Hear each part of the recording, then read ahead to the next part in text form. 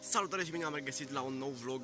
De data asta începem intro din câmp de aici. Nu știu dacă m-au auzit de vânt, dar am început intro de aici. De data asta vreau să merg la sală și bine că altceva nu prea am ce să filmez, dar o să fac mai multe chestii astăzi.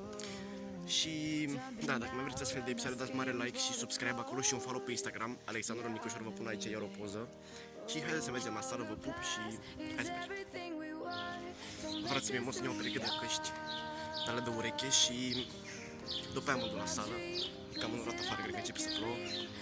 Nu știu, hai că mergem la căști. Hai mă că a fost închis, mă la alt magazin acum.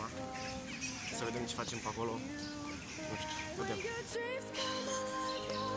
Mi-am luat căști. Vi le arăt imediat. Sunt mult la mea, nu au avut toată culoare. Și vi le arăt eu acum la sală. Am ajuns și la sală. Uitați-vă cum se vede de aici. Și pe aici intru eu acum, ne vedem un vestiar. Gata, am ajuns. Suntem aici cu forța. Mi-am căzut masca. Și acum trebuie să ne îmbrăcăm să mergem.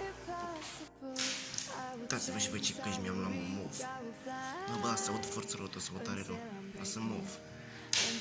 Da. Gata, față, ești sala. N-am putut să o filmez, că e foarte multă lume acolo și n-avea nici cine să mă filmeze. De aici, sala, știi, la vestiar, mă schimb și mergem după aia, vedeți voi, surpriză. Gata, bă, am și plecat, mă duc până la Penny acum să mai ceva, că nu mai pot de foame. Să rup de foame, nu mai pot. Și trebuie să mă să mănânc ceva și după aia mergem acasă, hai la Penny. Stăm în Penny și nu știu ce să iau după aici. Ca să am ce să iau. Frații mei, hai că am fost, nu m-am lăsat aia să filmez pe acolo deloc. Mi-am luat doi hamburgeri de ăștia. Am să rup de foame, nu mai pot, hai să mâncăm. Gata, mă, frații mei, am plecat de la sală. Am și mâncat. Ați văzut și voi acolo.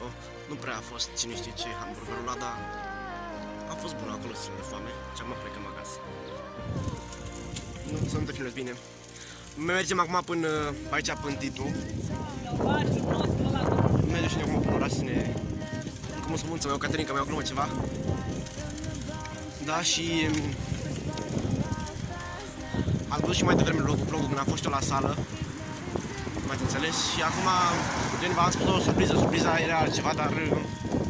Probabil în altă seară. Când mergem la magazin, surpriza o să vină în altă seară. În alt vlog, nu acum. Dar o să o fac, vă pup.